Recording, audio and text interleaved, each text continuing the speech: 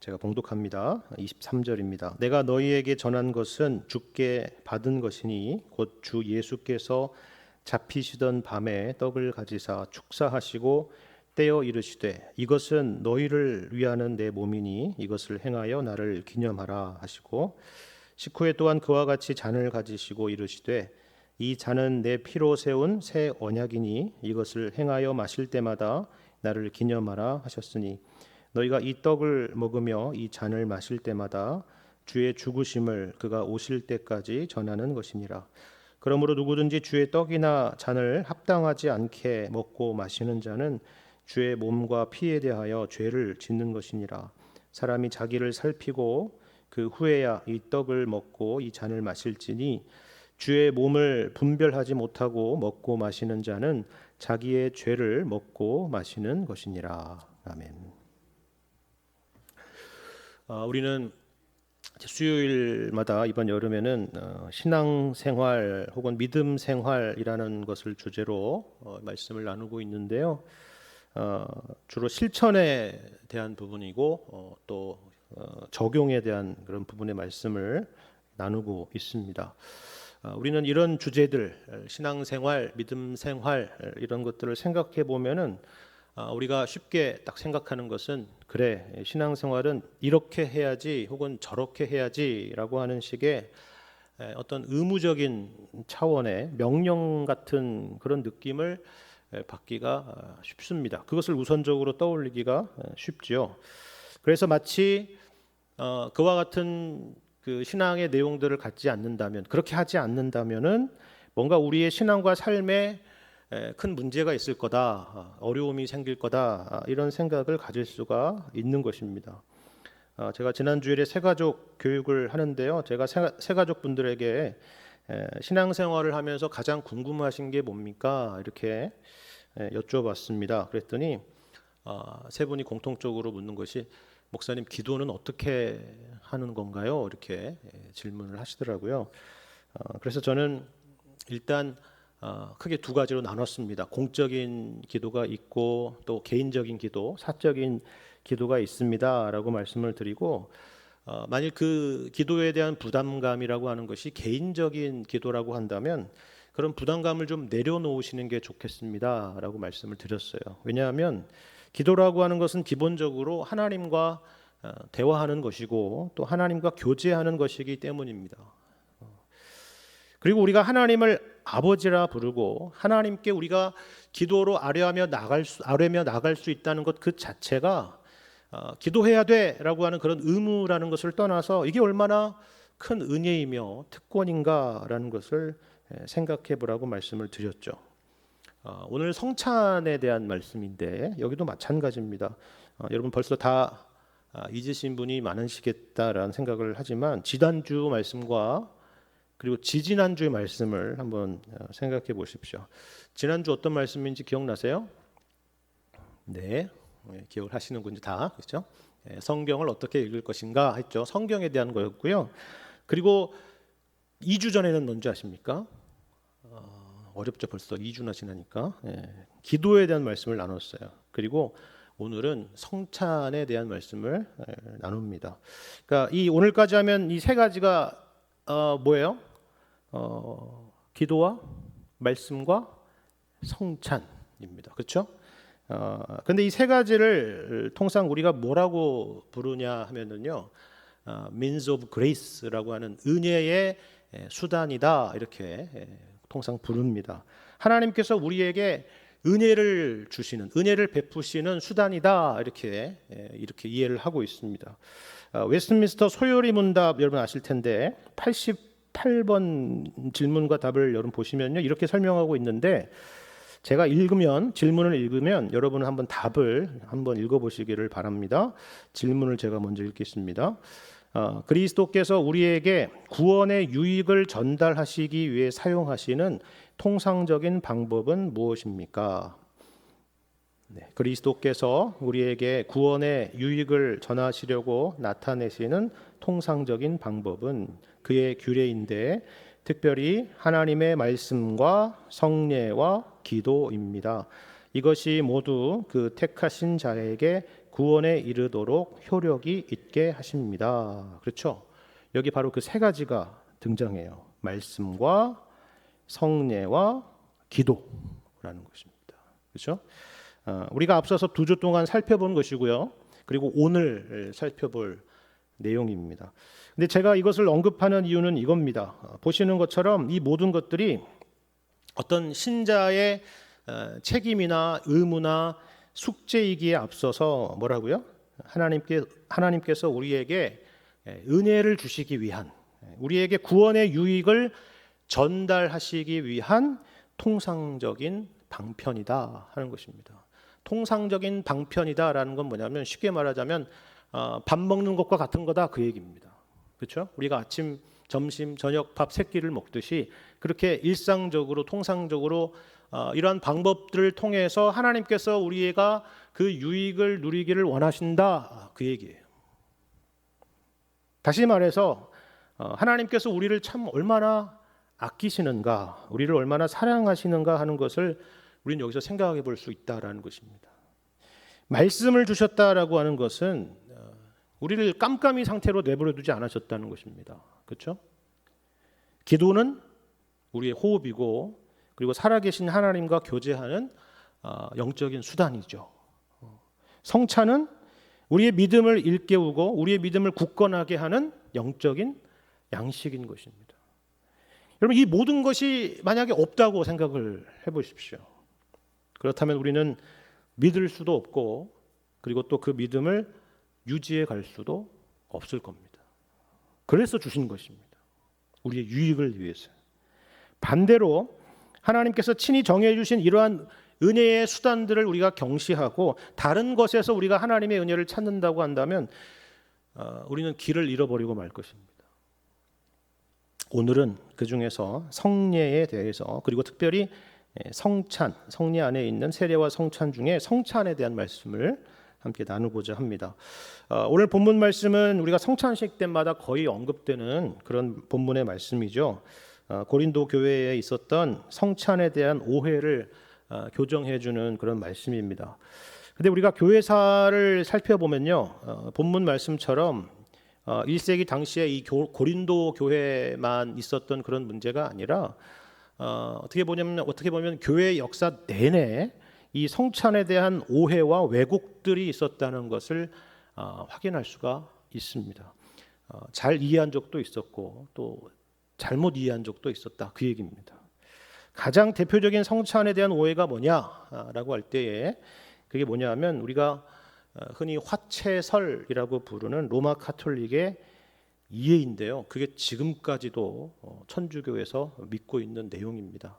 여러분 화채설 많이 들어보셨을 텐데 이 화채설이 뭐냐 하면은 쉽게 말해서 성찬 때에 떡과 포도주가 화채된다라는 것입니다.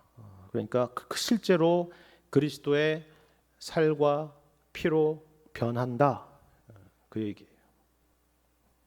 만약에 이러한 믿음을 갖고 있다면 이런 생각을 갖고 있다면 성찬식을 진행할 때 어떤 모습이 있겠어요? 당연히 그리스도의 몸과 그리스도의 피가 훼손되는 일이 있어서는 안 되겠죠. 절대로. 왜요? 그게 진짜 그리스도의 몸과 그리스도의 피니까. 떡과 포도주가 그리스도의 몸과 피로 변하기 때문에 그것이 훼손되는 일이 있어서는 안 되는 것입니다. 그래서 어떻게 해요? 천주교에서는 일단 포도주는 일반 성도들은 마시지 못하게 합니다. 잘못하면 흘릴 수 있으니까. 그렇죠? 그리고 떡이라고 하는 것은 웨이퍼라고 하는 아주 그 얇은 형태, 우리도 성찬식 할 때 볼 수 있는 그런 형태의 모양을 갖고 있는 그런 형태의 과자 형태로 만들어서 나누어 주는데요. 그것도 어떤 정도 크기냐면 큰 크기가 아니라 한 입에 쏙 들어갈 수 있을 정도의 크기로 우리처럼 이렇게 나눠 먹나요? 가져가서 그렇지 않고 사제가 직접 입에다가 하나씩 넣어줍니다. 왜요? 떨어지면 안 되니까. 그리스도의 몸이. 그렇죠. 작게 만들어야 한 조각이라도 흘리는 일이 없을 것이고 그리고 이런 웨이퍼 형태의 떡은 바닥에 떨어져도 어떻게 해요? 부서지지가 않기 때문에 그런 모양으로 만드는 것입니다. 그러니까 모두 다 성찬에 대한 오해에서 비롯된 일입니다. 자, 그렇다면 왜 이런 일들이 교회 역사 가운데 지속되어 왔을까요? 자, 교회 역사 가운데, 초대교회 역사 가운데 특별히 성찬에 대한 부분을 연구해 보면서 참 흥미로운 부분이 하나 있었는데요. 당시에 이 초대교회는 교회가 안팎으로 여러 가지 도전 가운데 직면하고 있었는데, 특별히 안으로는 영지주의라고 하는 그런 이단적인 사상이 계속 공격하고 있었고, 밖으로는 성찬에 대한 여러 일반 사람들의 오해가 있었다라는 것입니다. 영지주의라고 하는 것은 그 이름에서 보는 것처럼 이 영이라고 하는 것을 굉장히 강조하고 있다라는 것을 알 수 있지 않습니까? 그래서 영지주의적 입장에서 강조했던 것은 뭐였느냐면요, 예를 들어서 예수님의 성육신을 부정하는 것입니다. 인정하지 않는 거예요. 왜냐하면 영지주의 입장에서는 물질이라고 하는 것, 육체라고 하는 것은 악하고 열등한 것이기 때문입니다. 그래서 가현설이라고 하는 것을 주장했는데요. 예수님께서 실제로 우리와 같은 몸으로 오신 것이 아니라 가짜로 그렇게 보였을 뿐이다라는 그런 주장을 했던 것입니다. 그러니까 이런 영지주의에 대항해서 성찬식에서 특별히 어떤 걸 더 강조했겠어요? 예수님께서 실제로 우리와 같은 몸으로 임하셨다는 것을 강조했겠죠. 그러니까 어떻게 해요? 이것은 내 몸이다, 이것은 내 피다라고 할 때에 그것의 실제성을 특별히 더 강조했던 것입니다. 그러면 어떻게 떡과 포도주가 그리스도의 몸과 피로 변하느냐라고 할 때에 초기에는 막연하게 신비적으로 변한다, 성례전적으로 변한다 이렇게 했던 것이 점차 시간이 흐르면서 성찬의 이런 요소들이 실질적으로 실체가 변한다라는 식으로 이렇게 화채설로 확장되어 갔던 것입니다. 거기다가 교황주의와 사제주의가 더해져서 이 부분이 더욱더 가속화됐던 것이죠. 그래서 마침내는 역사적으로 보자면 1215년 제4차 라테란 공의회 때 화채설이라는 입장이 로마 카톨릭의 공식적인 교리로 정립이 되었던 것입니다. 그런데 또 한편으로는 말씀드린 것처럼 초대교회 당시에 성찬에 대한 어떤 오해가 있었느냐 하면은요, 기독교인들이 이렇게 몰래 모여가지고 사람들의 인육을 먹는다 이런 소문이 있었던 것입니다. 당시에 기독교인들이 여러 핍박을 받고 있다 보니까 그 핍박을 피해서 몰래 모이고 또 모여서는 뭐예요? 살을 먹고 피를 마신다 그러니까 야, 어떻게 저럴 수가 있지? 라고 생각하면서 아무것도 모르는 믿지 않는 사람들의 입장에서는 정말 그런 일들이 일어나는 것 같은 그런 생각을 가지지 않았겠습니까? 그래서 또 한편으로는 이러한 오해에 대응하기 위해서 이 성찬에 있어서의 상징적인 측면을 강조를 했던 것입니다. 그런데 결국 이 두 가지 입장에서 실제론과 상징론의 이 두 가지 입장에서 앞서 말씀드린 것처럼 교회의 권력 구조의 변화와 맞물려서 화채설이라고 하는 것이 공식적인 입장으로 정립이 되고 여기에 여러 미신들이 혼합되어서 아주 이상한 형태의 성찬의 형태를 갖게 된 것이다라는 것입니다. 그리고 우리가 알다시피 종교개혁자들이 등장하면서 이 부분을 성경적으로 바로 잡으려고 노력을 했죠. 그래서 어떤 사람들은 이 종교개혁이라고 하는 것은 꼭 신학의 개혁만이 아니라 결국은 예배의 개혁이 아니냐 이렇게 주장을 하는 사람이 있는데 충분히 일리가 있는 주장입니다. 물론 종교개혁자들 입장 안에서도 여러 가지 다양한 입장들이 있지만 이 시간에 그것을 하나씩 다루기보다는 성찬의 본질이 무엇인지 어떻게 처음에 성찬이 시작되었는가 하는 것을 생각해 보면 좋을 것 같습니다. 왜냐하면 오늘 본문의 말씀도 바로 거기서 출발하고 있고 그 내용으로 그들의 성찬에 대한 오해를 바로잡고 있기 때문입니다. 23절을 여러분 보시면 이렇게 말씀하죠.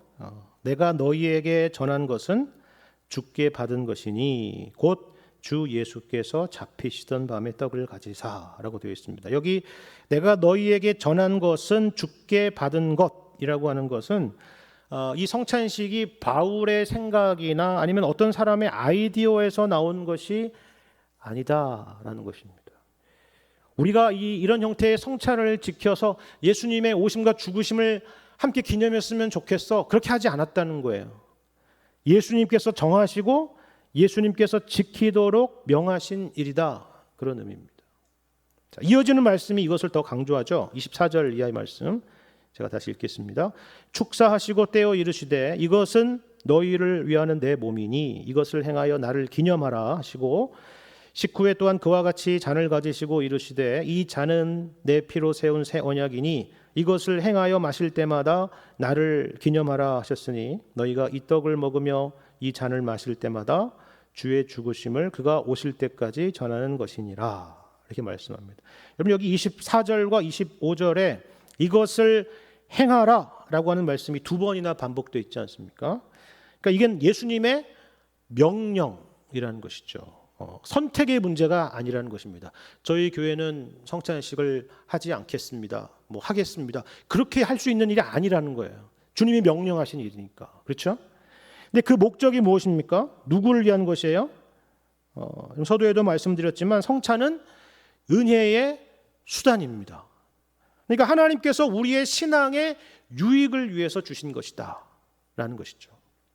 그래서 여기에 너희를 위하는 내 몸이라고 말씀을 하는 것입니다. 그리고 25절에도 이 잔은 내 피로 세운 새 언약이라고 말씀을 하고 있습니다. 여러분 언약이라고 하는 것은 기본적으로 양쪽에 언약의 그 상대가 있어야지 성립되는 것입니다. 그렇죠? 그러니까 하나님과 우리가 이 언약에 묶여 있다라는 그런 의미죠. 그리고 이 언약은 어떤 언약이라고요? 새 언약입니다. 새 언약. 구약의 모든 옛 언약을 갱신하는 새 언약. 구약에 등장하는 그 수많은 언약들, 그 옛 언약들이 목적하고 바라보고 있었던 바로 그 언약. 다시는 변하지 않고 그리고 파기되지 않는, 그래서 예수님의 피로 보증하는 영원한 언약이다. 그런 의미입니다. 너희가 바로 이 언약에 묶여 있다는 것을 기억하라는 것이죠. 뭘 통해서요? 이 성찬을 통해서. 우리가 살아가다 보면 믿음이 흔들릴 때가 한두 번이 아닙니다. 구원에 대한 확신이 흔들릴 때도 분명히 있죠. 내가 과연 구원받을 수 있을까? 내가 과연 하나님의 자녀로 받아들여질 수 있을까? 내가 과연 천국에 갈 수 있을까? 그런 생각을 하게 될 때가 있습니다. 그때에 이 성찬식을 진행하면서 이 잔을 바라보면서 예수님의 피를 생각해 보라는 것입니다. 그래서 예수님께서 이처럼 나를 위해서 십자가에 피 흘려 죽으셨다라는 것을 기억하라는 것이죠. 우리의 연약함보다 예수님의 대속의 죽으심의 그 완전함이 얼마나 큰 것이냐 하는 것을 생각해 보라는 것입니다.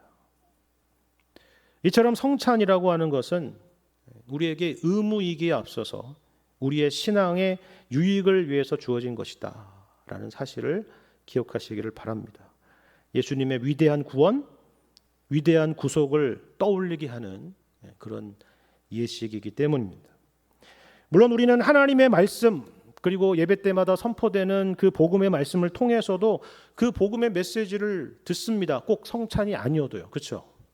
하지만 예수님은 거기에다가 성찬을 더하십니다. 단지 듣는 것만이 아니라 그 구원의 은혜를 눈으로 보고 또 입으로 맛보라라는 그런 의미입니다. 마치 시편 말씀에서 너희는 여호와의 선하심을 맛보아 알지어다 라고 말씀하는 것과 같습니다. 이처럼 우리를 사랑하시고 우리를 아끼시기 때문에 이 성찬을 제정하셔서 우리더러 지키라 하시는 것이다 라는 것입니다.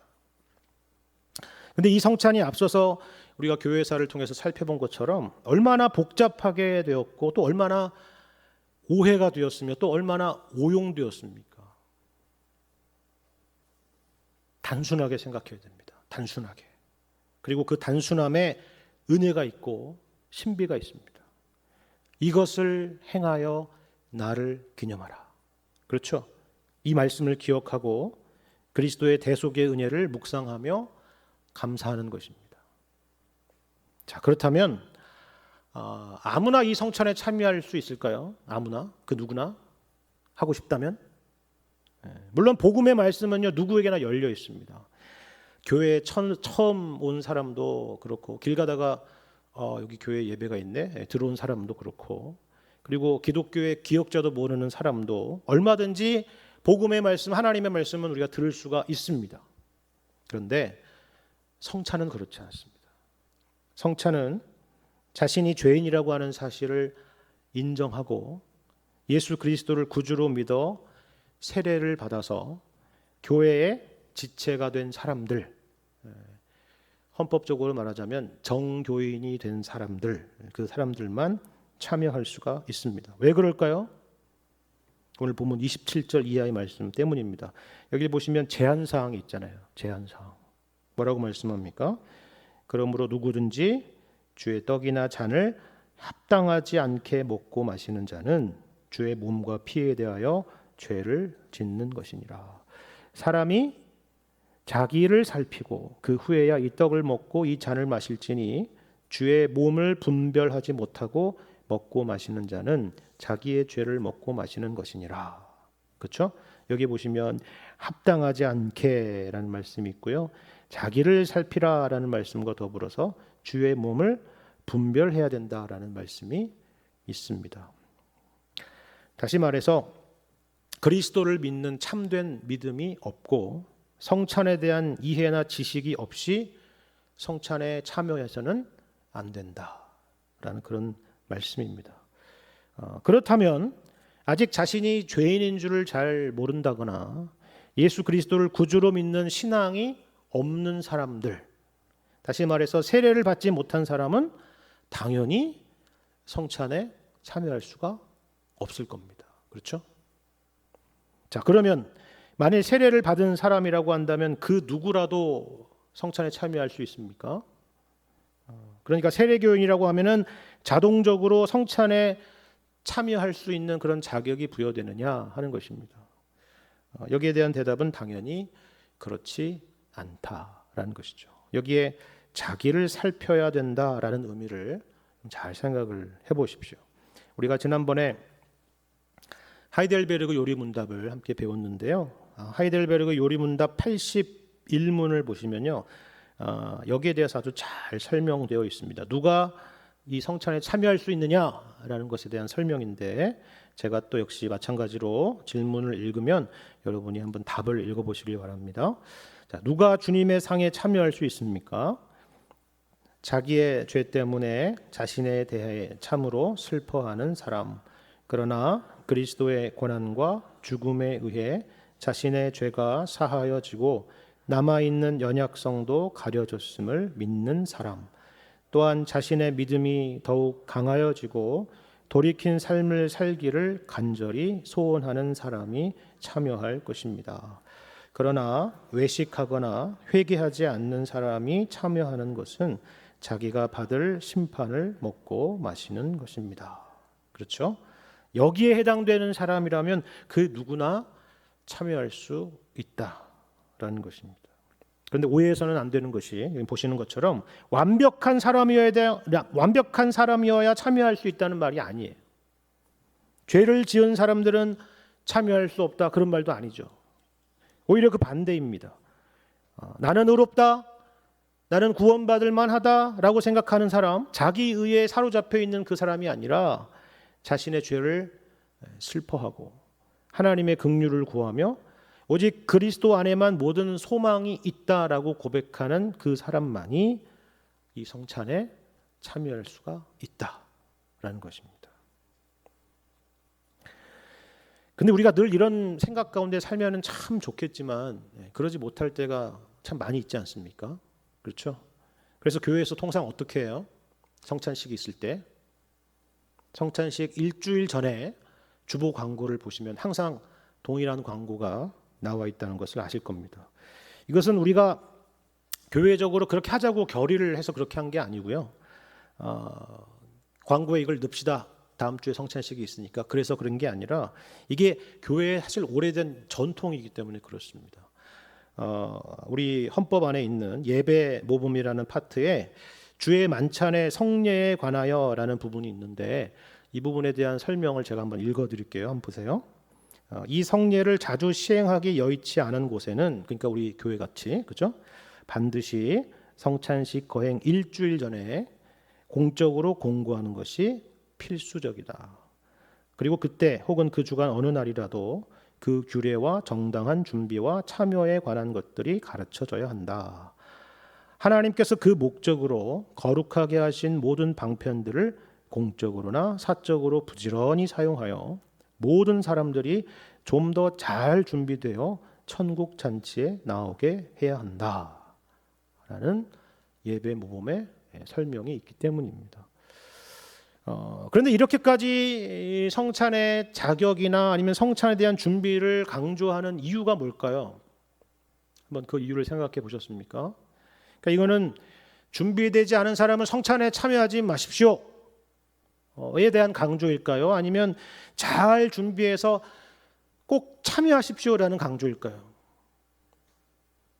전자입니까? 후자입니까? 어떻게 생각하세요? 자, 제가 점검표를 드릴 테니까 이거 해당되지 않아서 오지 마세요. 잘 생각해 보세요. 오지 마세요. 그게 거기에 초점이 더 있어요? 아니면 잘 준비해서 참여하도록 하는 게 초점이 있어요? 참여하는 게 당연히 초점이 있겠죠. 그러니까 방금 읽은 예배 모범 마지막에도 그렇게 말하잖아요. 누가요? 모든 사람이, 그렇죠. 일부 사람이 아니라 모든 사람이 좀 더 잘 준비되어 천국 잔치에 나오게 해야 한다 하는 것입니다. 이게 더 중요한 목적이라는 겁니다. 그래서 일주일 전에 광고를 하는 거예요. 잘 준비해서 참여하라고요. 왜 그렇습니까? 서두에 말씀드린 것처럼 성찬은 예수님의 명령이기 때문입니다. 우리가 선택해서 행하거나 행하지 않을 문제가 아니라 주님이 오실 때까지 행해야 되는 그런 문제이기 때문이죠. 자, 그렇다면 우리가 성찬을 피할 일이 아니라 성찬을 잘 준비해서 참여해야만 할 것입니다. 그리고 이것이 바로 성찬을 제정하신 목적입니다.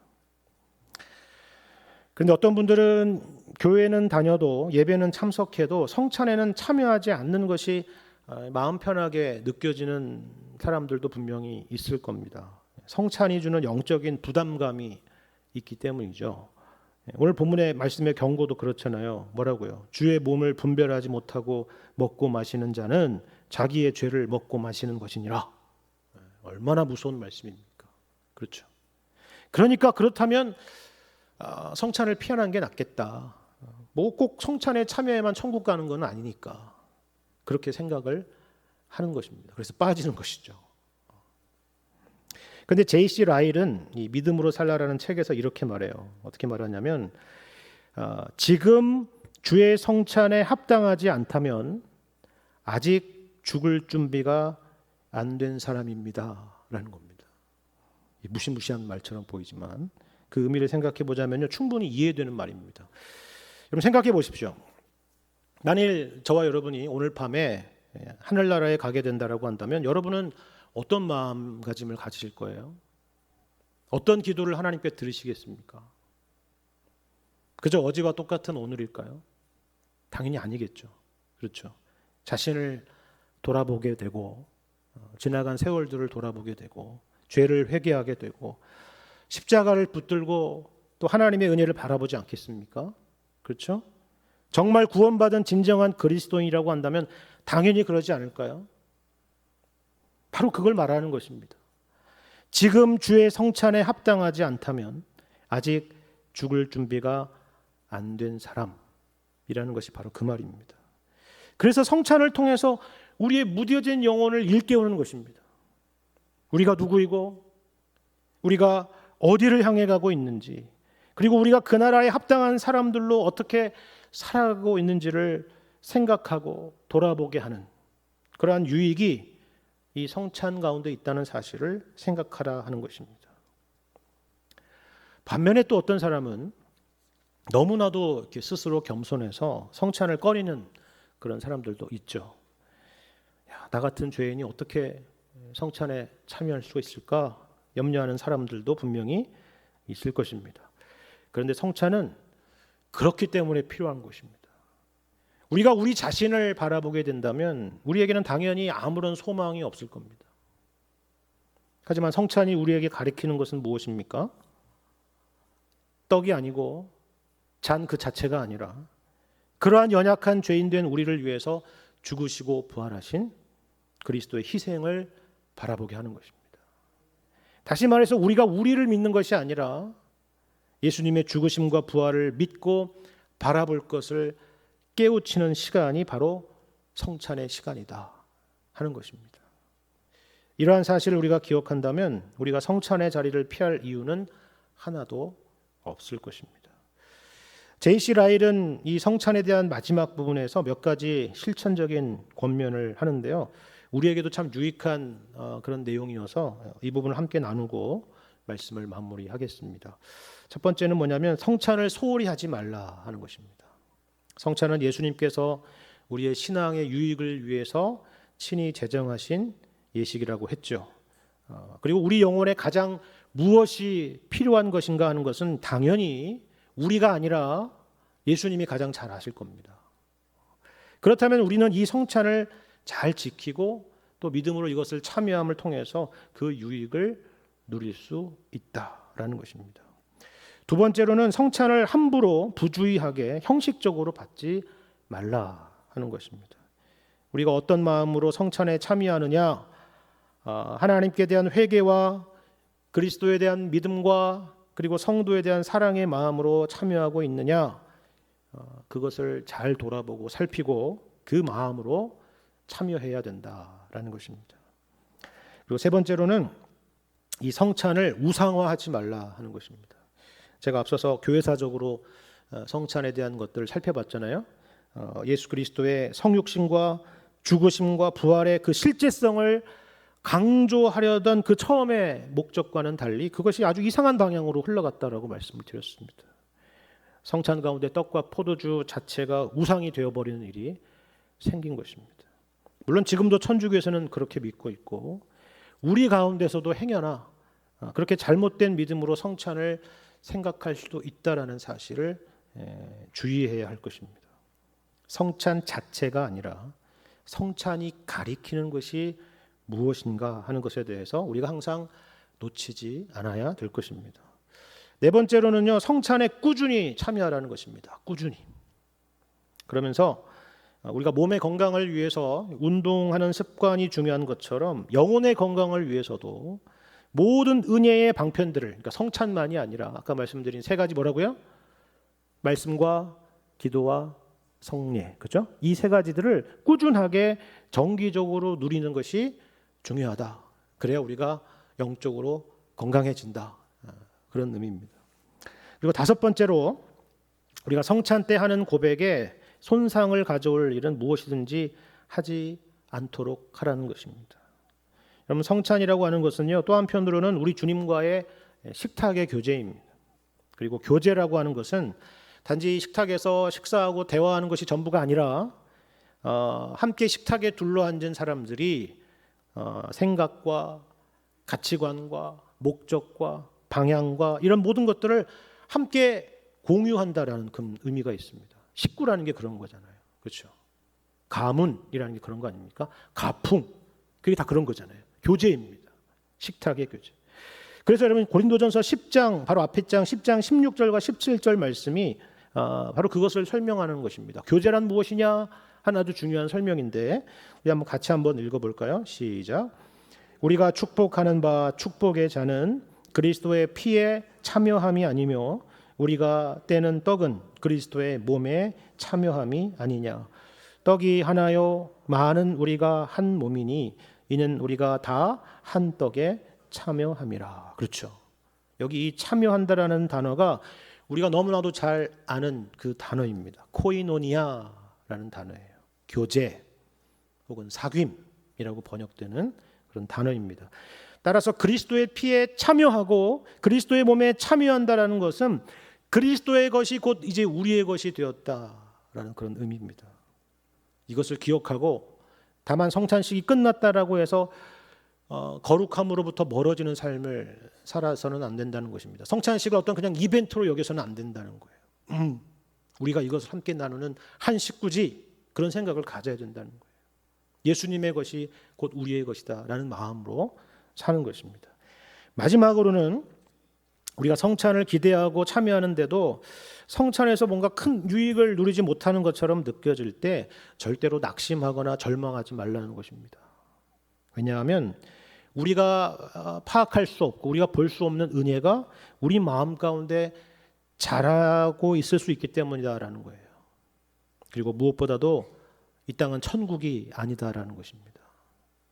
성찬은 말 그대로 그 천국을 아주 잠시 이 땅에서 맛보는 것일 뿐이지 영원하고 궁극적인 것은 이 땅에 있는 것이 아니라 천국에 있다. 성찬은 그것을 사모하게 하는 것이고 그것을 바라보게 하는 것이다 라는 사실을 기억하라는 것입니다.